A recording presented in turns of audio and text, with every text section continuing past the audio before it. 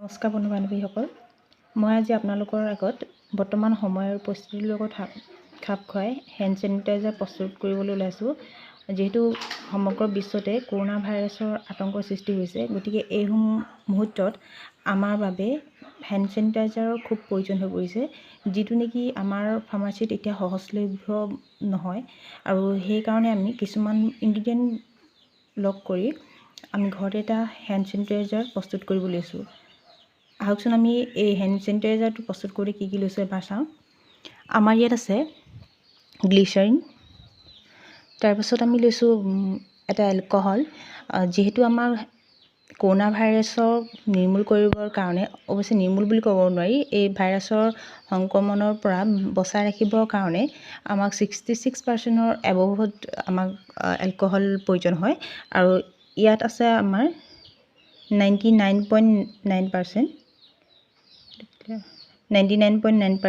গতিকে আমি এই এলকহলটো ল'ব পাৰোঁ।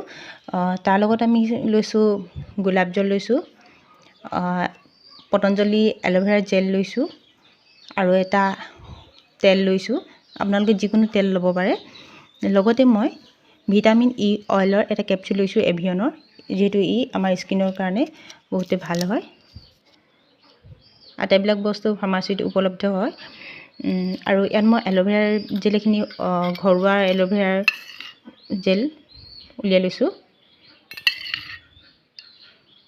আহক আমি এই ইনগ্ৰিডিয়েণ্টটো কেনেকৈ বনাই আপোনালোকৰ আগত দেখাইছোঁ। এতিয়া মই আপোনালোকক কেনেকৈ বনাই দেখাইছোঁ। মই জোখ মাখৰ বাবে এটা কাপ ব্যৱহাৰ কৰিছোঁ, আৰু ইয়াত প্ৰথমতে যিখিনি আমাৰ এল'ভেৰা জেল আছে, এই এল'ভেৰা জেলখিনি এই কাপটোৱে একাপ হয়। আৰু এল'ভেৰা জেল যিমানখিনি হয় তাৰ দুগুণ পৰিমাণৰ আমি স্পিৰিট ইয়াত মিহলাম।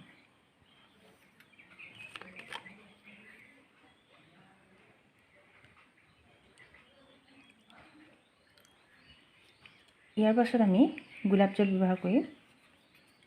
একাপ গোলাপ জল মিক্স কৰি দিছোঁ। তাৰপাছত আমি ভিটামিন ই অইল কেপচুল এটা আকৃতিটোত সৰুকৈ কাটি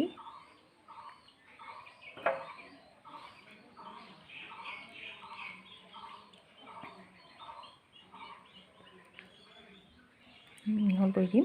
তাৰপাছত আমি ইয়াত অলপ তেল দি দিম, যাতে ধুনীয়া গোন্ধ এটা আহে। আৰু যিহেতু এলকহলে আমাৰ হাতখন ৰক্ষা কৰিব, অৰ্থাৎ শুকান ভাৱটো আনি দিব, সেইকাৰণে আমি শুকান ভাৱটো যাতে হাতৰ পৰা আঁতৰি যায়, সেইকাৰণে আমি ইয়াত অলপ তেল মিক্স কৰি দিম। এতিয়া আমি এই মিশ্ৰণখিনি ভালদৰে মিহল কৰিব লাগিব। এই মিশ্ৰণখিনি আমি ভালদৰে মিহলোৱাৰ পাছত আমি ইয়াত এই টেমাটোৱে, এই জোখটোৱে 2 কাপ গ্লিচাৰিন মিক্স কৰি দিম।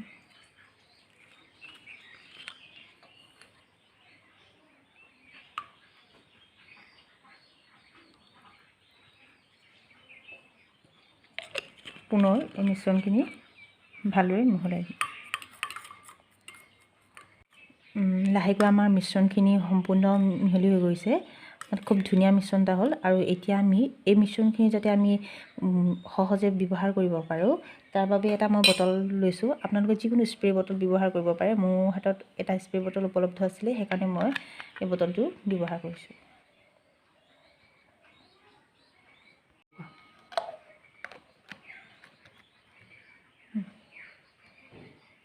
এতিয়া এই মিশ্ৰণখিনি এবাৰ মই আকৌ বটলত যোগ কৰি দিছোঁ। খুব ধুনীয়াকৈ মিশ্ৰণটো হ'ল।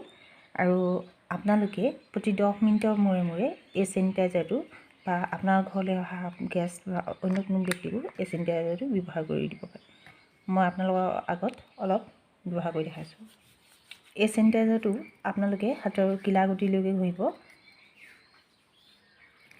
আৰু ইয়াত যিহেতু অইল মিক্স কৰা আছিলে আৰু ভিটামিন ই অইল কেপচুল মিহলি কৰা আছিলে, গতিকে ই আমাৰ হাতৰ শুকান ভাৱটো আঁতৰাই ৰাখিব।